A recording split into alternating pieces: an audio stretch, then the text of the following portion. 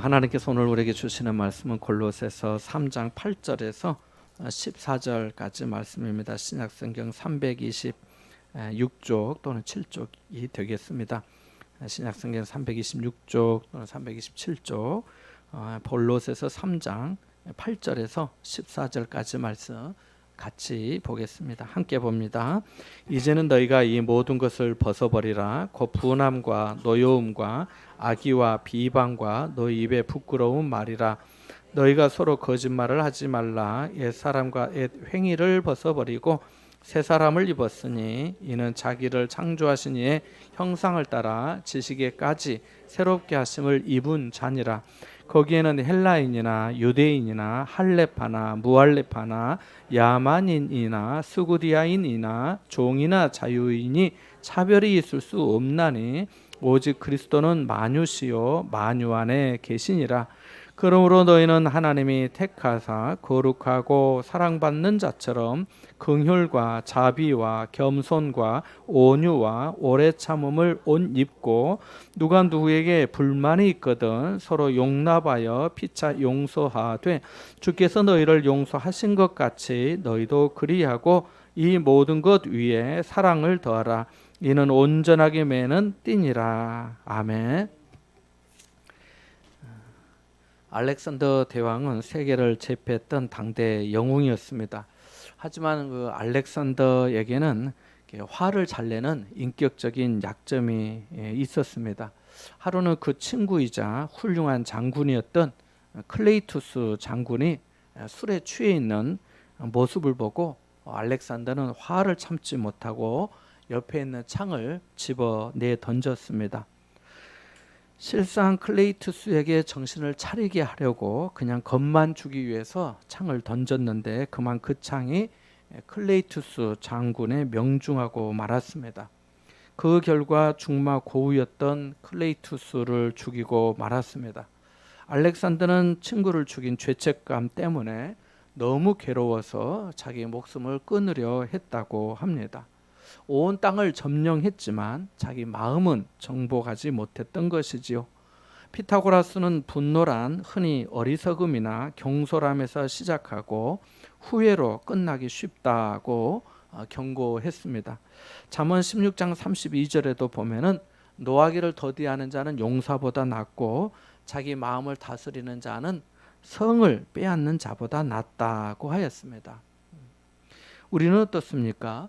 노하기를 더디하는 편입니까? 마음을 잘 다스리고 있나요?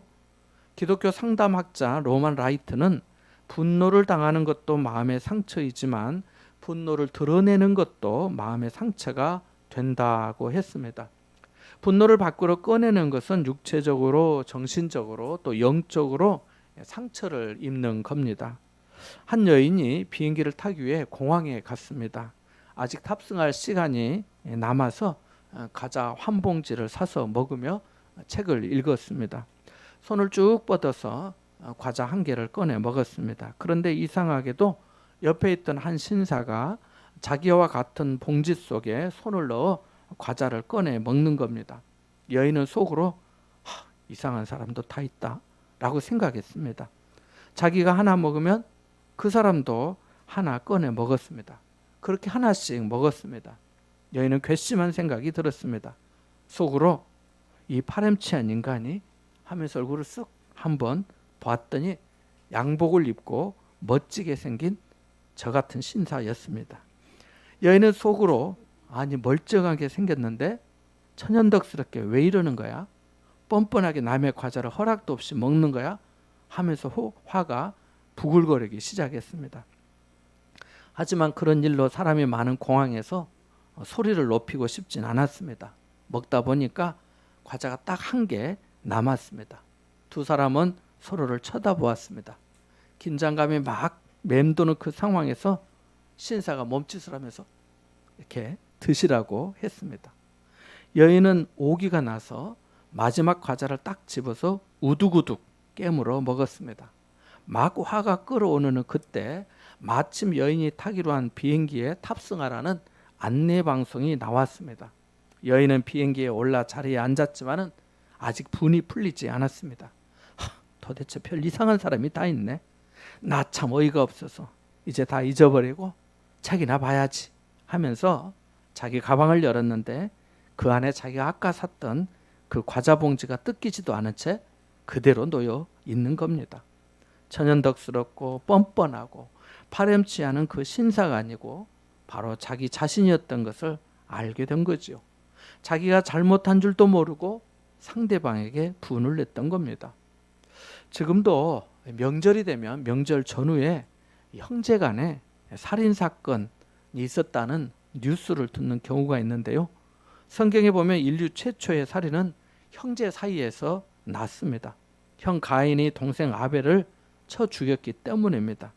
하나님께서 동생의 제사는 받아주시고 자기 제사는 받아주지 않으니까 그러면 자신에게 무엇이 부족한 것이 무엇인지 돌아보고 회개해야 하는데 그 분노를 참지 못해 동생을 죽인 겁니다. 하나님은 가인에게 네가 분하여 하면 어찌 됨이며 안색이 변하면 어찌 됨이냐고 하셨습니다. 동생에 대한 그의 질투와 분노를 다스리라고 하신 거지요. 하와가 가인을 낳았을 때 아담이 이렇게 말합니다. 그러니까 아담이 아빠가 되고 첫 한 말입니다. 첫 마디예요. 이렇게 말해요. 내가 여호와로 말미암아 득남하였다라고 말합니다. 무슨 의미인가요? 부모의 입장에서 하나님의 은혜를 깊이 깨닫고 하나님이 나에게 아들을 주셨다는 거지요. 아들을 낳아보신 분은 아실 거예요. 물론 딸도 마찬가지죠. 그런데 그렇게 얻은 아들이 동생을 죽인 겁니다. 어떤 분은 화가 날 때 하나, 둘, 셋 해서 열을 세라고도 합니다. 이것도 정말 도움이 되는 것 같습니다. 저도 그렇게 해봤어요. 분노가 폭발하면 그걸 아무도 말릴 수가 없을 때가 있거든요. 에베소서 4장 20절 27절에 보면 분을 내어도 죄를 짓지 말며 해가 지도록 분을 품지 말고 마귀에게 틈을 주지 말라고 합니다. 그러니까 하나님은 분노의 감정 자체를 정죄하지 않으십니다. 예수님도 성전에서 돈 바꾸고 장사하는 사람들의 그 상을 엎으면서 내 아버지의 집을 강도의 소굴로 만들지 말라고 하셨잖아요. 바리새인들과 사두개인들 당시 종교 지도자들에게 독사의 새끼들아 라고까지 하셨으니까요. 다만 분이 죄가 되지 않도록 절제하고 다스리라 하십니다. 이것이 마귀에게 틈을 주는 것이 되어서 우리를 망하게 하기 때문입니다. 우리가 하나님으로부터 충분한 영적 만족감을 체험하지 못한 채로 살아가면 우리는 훨씬 더 쉽게 사소한 일에도 분노와 짜증으로 반응하게 됩니다. 그 결과 분노의 희생이 되어 삶의 기쁨을 빼앗기고 감사를 잃어버릴 수 있습니다. 감사와 기쁨이 사라지면 무기력과 짜증이 그 자리를 대신하고 세상을 보는 눈이 비판적이고 염세적이게 되어서 좋은 것도 안 좋게 보게 됩니다. 충분히 감사한 일에도 그런 게 뭐라고 하면서 우습게 여기기도 합니다. 영혼과 마음이 인색해지고 궁핍해지는 거지요. 가인의 분노는 하나님을 향한 불만족을 동생에게 폭발한 경우입니다. 어떤 사람들은 자신이 본래 그 신경질적인 사람이라고 말합니다. 그래서 걸핏하면 화를 잘 낸다고 합니다. 그런 성향이 있는 것도 사실입니다. 그렇지만 그것이 그리스도를 닮아가는 우리 모습의 핑계가 될 수는 없습니다. 예수 믿기 전이나 지금이나 믿은 지 10년이 지나서 똑같다면 믿음이 잘못되었든지 성경이 잘못되었든지 그런 거 아니겠습니까? 혹시 최근에 화를 잘 낸다는 말을 들은 적이 있다면 정말 내가 화낼 일에 화를 냈는지 생각해 봐야겠습니다. 링컨이 나이 40이 되면 자기 얼굴에 책임을 져야 한다고 했습니다. 성품도 그렇습니다. 성품이 하루아침에 바꿔지는 것은 아니지만 나이가 어느 정도 됐으면 어떤 성품의 사람인지 보여줘야 되지 않겠습니까? 우리 인격에 책임을 져야 하는 거지요. 화낼 일이 있어도 주님을 생각하며 성령의 도우심을 구하면서 참고 다스릴 수 있어야 합니다. 그것이 그리스도인들에게 주어진 하늘의 능력입니다. 너그럽고 관대한 마음을 키워나가야 합니다. 일상을 좀 더 영적인 시각으로 보는 안목을 키워 보십시오. 짜증이 날 상황도 나를 다루시는 하나님의 손길로 이해해 보시고 거룩하고 하나님의 사랑을 받는 자처럼 긍휼과 너그러운 마음을 가져보시기 바랍니다. 브라질 너무 이름이 길어. 리우 데 자네리우에 높이 38m의 예수 석상이 있습니다. 아마 보신 적이 있었을 텐데 세계 불가사의 중에 하나입니다. 이렇게 서 있는 이 석상이 있어요. 브라질에도 있지만은 칠레와 아르헨티나 국경에도 그보다는 훨씬 작지만 높이 6m의 예수 석상이 있습니다. 칠레와 아르헨티나는 붙어 있는데 남북으로 길게 붙어 있습니다. 그 국경의 거리가 얼마나 기냐면은 무려 5,300km라고 합니다. 남북한 우리 남한하고 북한 휴전선을 155마일이라 해가지고 248km인데 5,300km라면 얼마나 길겠습니까? 그죠? 국경선이 5,300km 엄청난 거예요. 그래서 지도로 봤을 때 왼쪽이 칠레고 오른쪽이 아르헨티나예요. 이렇게 쭉 있는데 그러다 보니까 1870년대부터 그 국경이 그렇게 길다 보니까 그 분쟁과 갈등이 많았습니다. 그러다가 1902년 극적으로 분쟁을 해결하는 문서에 양국이 서명하면서 평화롭게 되었습니다. 카톨릭 국가인 두 나라는 1904년 이 평화를 기념하여 국경 중에 가장 높은 해발 3,800m의 거기 위치에 예수상을 세웠습니다. 거기도 브라질에 있는 이 예수상과 비슷하게 이렇게 비슷한 그런 상을 세웠습니다. 그런데 공교롭게도 이 예수상이 칠레를 등지고 아르헨티나를 향해서 두 팔을 벌린 모습으로 세워졌습니다. 이것을 보고 칠레 한 정치가가 대중 앞에서 분노하며 말했습니다. 여러분, 이게 무슨 꼴입니까? 예수상이 우리를 등지고 있습니다. 이 말에 칠레 군중들은 모두 분노하기 시작했습니다. 생각해 보니까 칠레와 아르헨티나의 평화를 상징하는 뜻으로 세워진 예수상이 자신들에게 등을 지고 있으니 분노한 것입니다. 등을 보인다는 것은 그 외면한다는 그렇게 인식되곤 하니까요. 그때 칠레의 유명한 신문사의 편집국장이 국민들에게 이렇게 말했습니다. 국민 여러분, 조금 더 화내실 것이 없습니다. 예수님께서 아르헨티나를 향하여 두 팔을 벌리고 있는 것은 우리 칠레보다 아르헨티나가 복음화가 덜 되었고 구원받아야 할 영혼들이 훨씬 더 많기 때문입니다. 그래서 하나님의 섭리로 그렇게 된 것입니다. 이 말 한마디에 칠레 국민들의 분노가 풀렸다고 합니다. 알고 보면 같은 사실을 두고 어떻게 생각하고 해석하느냐에 따라 분노하기도 하고 은혜가 되기도 합니다. 여러분, 항상 은혜되는 방향으로 해석하고 적용하시기 바랍니다. 그것이 하나님의 사랑받는 자다운 생활인 줄 믿으시기 바랍니다. 분노는 위에서 우리 위장에서 분비되는 위산과도 같습니다. 위산은 그 위액 속에 들어있는 산성 물질로 염산과 같아서 소화작용과 살균 작용을 합니다. 그래서 음식을 소화하는데 반드시 필요한 물질이지요. 그런데 이것이 역류되면 식도를 상하게 합니다. 식도염이나 위염으로 치료받아 보신 분들은 잘 아실 겁니다. 이것을 역류성 식도염이라고 합니다. 염산 같은 위산이 위에 있을 때는 아무 문제가 없지만 위장에 있을 때는 문제가 없지만 그것이 역류하면 주변에 심각한 피해를 줍니다. 염산은 살에 닿으면 살을 태우고요. 옷에 닿으면 옷을 녹이고 알루미늄도 세부치도 녹이고 심지어 대리석까지 녹이는 화학 물질입니다. 위산이 위장 안에 있어야지 그것이 역류하면 속이 쓰리고 얼굴이 찌그러지고 통증이 생기면 내부가 상처를 받아서 괴롭게 됩니다. 분노도 그렇습니다. 가정에서 부부가 분노하면 행복이 사라집니다. 부모 자식 간에 분노하면 사랑과 존경이 없어집니다. 구약 성경에 분노라는 단어가 사용될 때 그 불이라고 하는 단어와 함께 사용된 경우가 많습니다. 내 분노의 불이라고 말씀하기 때문입니다. 신약 성경 야고보 사도도 분노의 출구인 이 혀의 중요성을 말하면서 혀도 작은 지체로 돼 큰 것을 자랑하도다. 보라, 얼마나 작은 불이 얼마나 많은 나무를 태우는가라고 하였습니다. 분노로 그동안 애써 이룬 인생을 태워서는 안 됩니다. 믿음을 태워서는 아니 될 것입니다. 그것은 하나님의 사랑을 받는 자다운 모습이 아니기 때문입니다. 본문 10절에 보면 새 사람을 입었으니 자기를 창조하신 이의 형상을 따라 지식에까지 새롭게 하심을 입은 자라고 합니다. 예수 그리스도 안에서 새로운 피조물이 되었고 그 지식까지도 생각도 새롭게 하심을 입었다는 겁니다. 생각과 지식이 새로워졌다는 거지요. 새 사람을 입고 생각까지 새로워졌기 때문에 8절에 보면은 이제는 너희가 이 모든 것을 벗어버리라. 곧 분함과 노여움과 악의와 부의방과 너희 입에 부끄러운 말이라고 한 겁니다.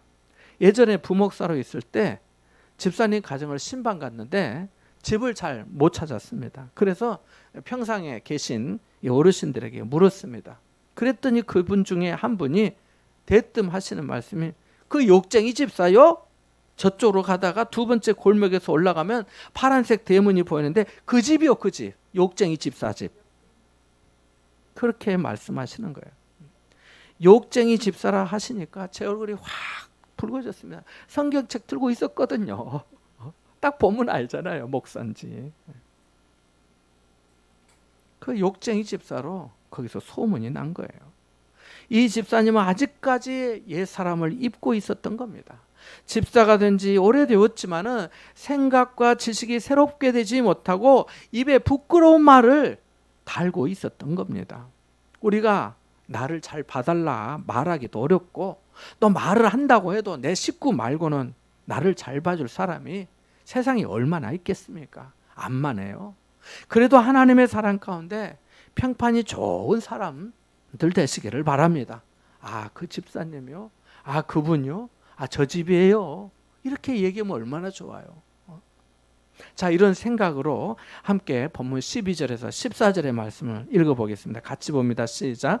그러므로 너희는 하나님의 택하사 거룩하고 사랑받는 자처럼 긍휼과 자비와 겸손과 온유와 오래 참음을 옷 입고 누가 누구에게 불만이 있거든 서로 용납하여 피차 용서하되 주께서 너희를 용서하신 것 같이 너희도 그리하고 이 모든 것 위에 사랑을 더하라. 이는 온전하게 매는 띠니라. 아멘.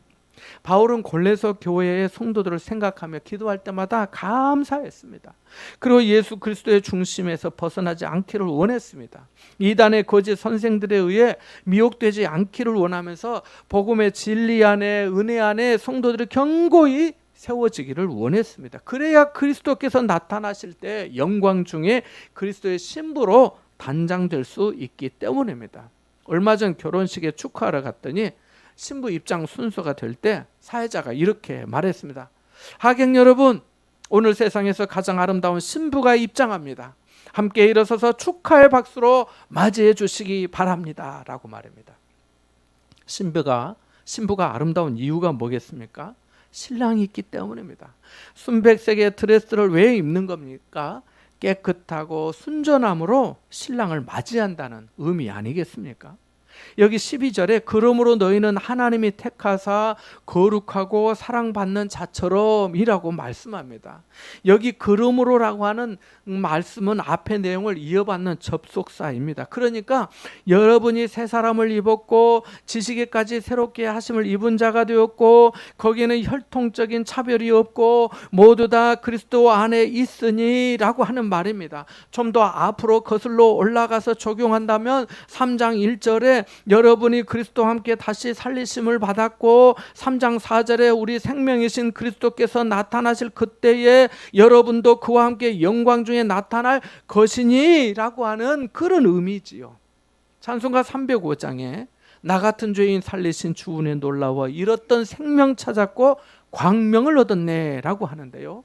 죄값으로 영원히 지옥의 심판을 받을 수밖에 없고 육의 사람으로 하나님의 성령의 일을 받지 않냐고 성령의 역사가 어리석게 보이고 십자가도 미련하게 보이고 하나님도 싫어하여 상실한 마음대로 내 욕심만 채우며 살다가 흙으로 돌아갈 운명인데 나 같은 죄인을 사랑하사 만세 전부터 예정하여 하나님의 자녀 삼아 주시고 성령 안에서 예수 그리스도의 복음을 믿게 해주시고 생명과 평안 가운데 살게 해주심에 얼마나 감사한지 모릅니다. 성령으로 기도하게 하시고 영어로 찬양하게 하시고 성령으로 기뻐하게 하시고 성령께서 공급해 주시는 힘으로 섬기며 봉사하게 하심에 얼마나 감사한지 모릅니다.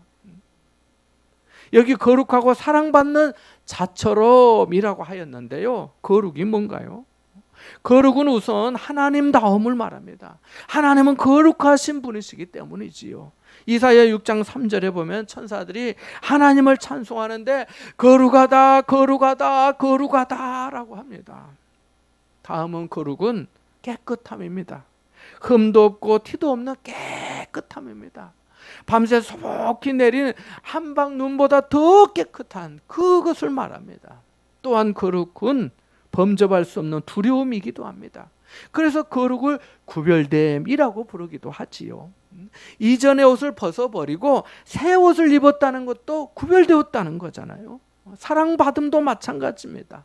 인간의 행동 발달을 연구하는 학자들에 따르면 사랑을 많이 받은 사람이 사랑을 잘한다고 합니다. 사랑받으며 성장했기 때문에 밝고 환하고 자유하고 잘 웃고 너그럽고 안정감이 있고 인내하며 책임을 감당한다는 거지요. 사랑받았다 해서 그에게 아무 일도 없었다는 게 아닙니다. 고생이 없었다는 게 아니에요. 그도 보통 사람이 겪는 일을 당했지만은 사랑받음이 그의 삶을 지탱해주고 감사를 조건을 찾고 타인을 존중하며 섬길 줄 알게 되었다는 것입니다. 요한일서 4장 18절에 사랑 안에 두려움이 없고 온전한 사랑이 두려움을 내쫓는다고 한 말씀과 같이 된 거죠. 자, 그럼 한 번 더 다시 한번 읽어보겠습니다. 그러므로 거기서부터 14절까지 한 번 더 봅니다. 적용한다 생각하고 한번 읽어보겠습니다. 시작. 그러므로 너희는 하나님이 택하사 거룩하고 사랑받는 자처럼 긍휼과 자비와 겸손과 온유와 오래 참음을 옷 입고 누가 누구에게 불만이 있거든 서로 용납하여 피차 용서하되 주께서 너희를 용서하신 것 같이 너희도 그리하고 이 모든 것 위에 사랑을 더하라. 이는 온전하게 매는 띠니라. 아멘. 10절에 새 사람을 입었으니라고 했는데 새 사람의 그 새 옷이 어떤 옷인지 구체적으로 보여주는 말씀입니다. 그래서 12절 끝부분에 보면은 옷 입고라고 하고 14절 마지막 부분에는 이제 옷을 다 입고 난 다음에 온전하게 매는 띠다 이렇게 말씀하고 있는 겁니다. 세상에 이런 옷이 있습니까? 백화점 가면 이런 옷을 사 입을 수 있을까요? 없습니다. 여러분, 이 옷은 하나님이 사랑하여 택해 주시고 거룩하게 하신 성도들만 입는 옷인 줄 믿으시기 바랍니다. 이 옷을 입은 사람에게는 긍휼이 나타납니다. 긍휼이라는 단어가 다른 성경에는 동정심으로 표현되어 있기도 합니다. 또한 친절한 자비가 나타납니다. 누가복음 10장에 보면 길을 가다가 강도를 만나 가진 것을 다 빼앗기고 폭행까지 당해서 죽게 된 사람의 이야기가 나옵니다. 그가 너무 아파서 고통에 신음하고 있을 때 제사장이 지나갔습니다. 레위인도 지나갔습니다. 두 사람 모두 다 하나님을 예배하는데 구별된 사람들이었습니다. 두 사람 다 성경을 아는 사람들이었습니다. 그들은 하나님을 알고 성경을 안 알고 성경을 가르치는 사람들이었습니다. 그렇지만 두 사람 모두 성경에 보면 보고 피하여 지나갔다 이렇게 말씀합니다. 두 사람이 보고 피하여 지나가는 동안 그 시간이 흐르면서 어떻게 되겠어요? 그 사람의 상태는 더 위중해졌을 것입니다. 그때 여행 중인 사마리아 사람이 그를 발견하였습니다. 사마리아 사람은 유대인들이 상종조차 하지 않는 사람입니다. 그 사람도 제사장과 레위인처럼 그냥 피하여 지나갈 수도 있었습니다. 그런데도 그는 죽게 된 사람을 지나치지 않았습니다. 모른 채 하지 않고 그를 보고 불쌍히 여겨 가까이 가서 자기의 소유인 기름과 포도주를 그 상처에 붓고 싸매고 자기 승용차인 짐승에 태워서 주막으로 데리고 가서 돌보아 주었습니다. 성경에 보면 이튿날이라고 나오는데 이튿날 주막 주인에게 돈을 주면서 부탁까지 했다는 것으로 보아서 그는 자기의 시간 돈보다 더 중요한 것이 시간이라고 우리나라 대기업의 어느 회장이 말했잖아요. 사람들 모여가지고 얘기할 때 가장 중요한 것이 시간이라고 말합니다. 그러니까 이 사람의 가장 중요한 시간과 돈과 그리고 자신이 직접 수고하여서 밤새 돌보았던 겁니다. 어려움을 당한 사람에게 이웃이 되어준 거지요. 그는 당연히 도와야 할 책임이 있는 사람들도 그냥 지나쳤는데 자신과 상종도 하지 않는 이에게 다가가 이웃이 되어준 겁니다. 그는 자신이 더 큰 하나님의 은혜와 사랑을 받은 자임을 알았기 때문이지요. 예수님의 이야기 중에 10,000달란트 빚진 사람이 있었습니다. 채권자가 그에게 내 몸과 아내와 자식들과 모든 소유를 다 팔아서 내 빚을 당장 갚으라고 했습니다. 빚진 사람은 조금만 참아주세요. 조금만 기다려주세요. 내가 다 갚겠습니다. 라고 하면서 예언했습니다. 빚은 우리를 얽어매는 사슬과도 같습니다. 그것을 벗어나기까지 상당한 시간과 많은 수고로움이 따르기 때문입니다. 그런데 채권자가 자신에게 그 참아달라고 기다려달라고 내가 다 갚겠다고 말하는 그 사람을 불쌍히 여겨서 그 세상에 10,000달란트의 빚을 전액 탕감해 주었습니다. 없어, 끝, 다 지워준 거예요. 채권자의 전적인 은혜요 호의였습니다. 그 많은 빚을 탕감받은 사람은 얼마나 기뻤는지 모릅니다. 여러분 좀 느낌이 오세요? 기뻤겠어요? 안 기뻤겠어요? 조금 있으면 놀라실 거예요. 얼마나 기뻤겠어. 빚을 탕감해준 채권자에게, 그 빚 준 사람에게 몇 번이고 머리를 숙이면서 고맙습니다, 고맙습니다, 내가 이 은혜를 잊지 않겠습니다 라고 하면서 인사를 했습니다. 그런데 세상에 이 사람이 자기에게 100데나리온의 빚이 있는 사람을 붙들어서 목을 잡고 내 빚 갚으라고 독촉하고 안 갚으니까 그를 고소하여 감옥에다까지 넣었습니다. 어느 글에 보니까 10,000달란트는 현재 우리 돈으로 환산하면 3조 원이 됩니다. 3조 원. 어느 글에 그래 써 있더라고요. 100데나리온은 우리 돈으로 1,500만 원 정도이고요. 그러니까 3조 원을 탕감받은 사람. 그 사람은 3조, 여러분 3조 원 잘 안 와닿죠. 막 3천억 이렇게 300억 해야 되는데 한 30억도 큰데, 그죠? 이 사람은 3조 원을 빌려서 자기 마음대로 다 쓴 거지요. 이 금액은 사실상 평생 갚아도 갚을 수 없는 돈입니다. 안 그렇습니까? 그 3조 원을 어떻게 다 갚아요? 그런데 그 큰 금액을 탕감받았으니 얼마나 큰 은혜를 입은 겁니까? 얼마나 큰 사랑과 호의를 입은 겁니까? 그런데도 자기에게 빚이 1,500만 원 있는 사람의 목을 잡고 빚 갚으라고 독촉하고 감옥에까지 넣었으니 얼마나 악합니까? 사람이 얼마나 이기적인지 알 수 있습니다. 사랑하는 여러분, 자기 죄의 무게만큼 은혜를 받는다고 합니다. 나 같은 죄인이라고 깨닫는 사람은 주님의 은혜가 한없이 고맙고 놀랍지만 내가 누군데 하면서 자기의 의의가 조금이라도 남아있는 사람은 주님의 은혜가 그렇게 놀랍지도 않고 별로 고맙지도 않는 거예요. 은혜를 알아야 감사함도 넘치고 기쁨도 넘치고 주님께 봉사도 하는데 자신이 잘났고 받은 은혜를 충분히 알지 못하기 때문에 뒤로 빼고 감사에도 박하고 하늘의 평안과 기쁨을 충분히 누리지 못하는 겁니다. 어린 아이들이 왜 웃습니까? 부모님만으로 충분하기 때문 아닙니까? 바울은 성도들에게 이 모든 것 위에 사랑을 더하라, 이는 온전하게 매는 띠다 라고 말합니다. 하나님의 사랑을 입었으니 사랑으로 하라는 거지요. 그래야 옷이 단정하고 성도다운 모습으로 아름답고 멋지다는 것입니다. 하나님은 사랑이십니다. 성령의 첫 번째 열매가 사랑입니다.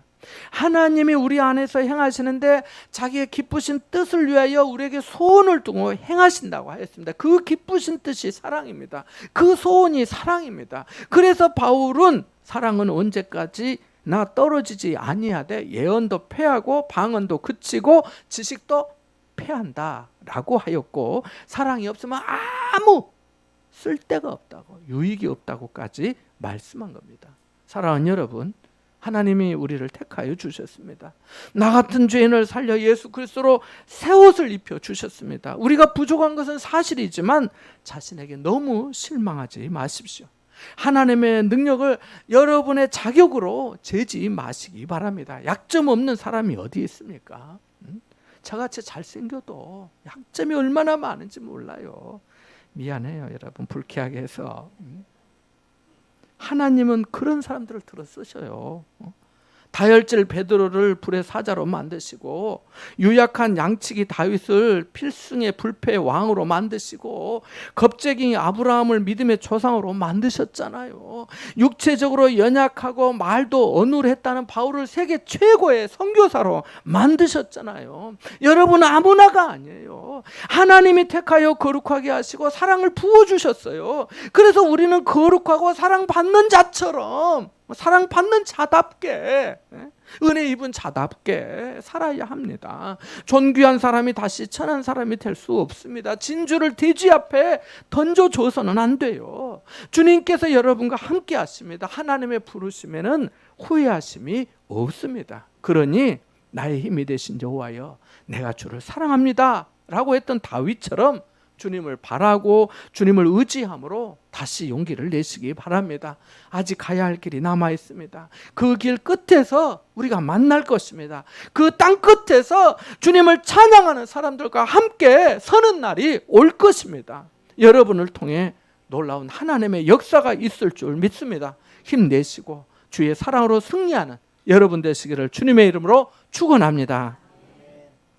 잠시 말씀을 묵상하겠습니다.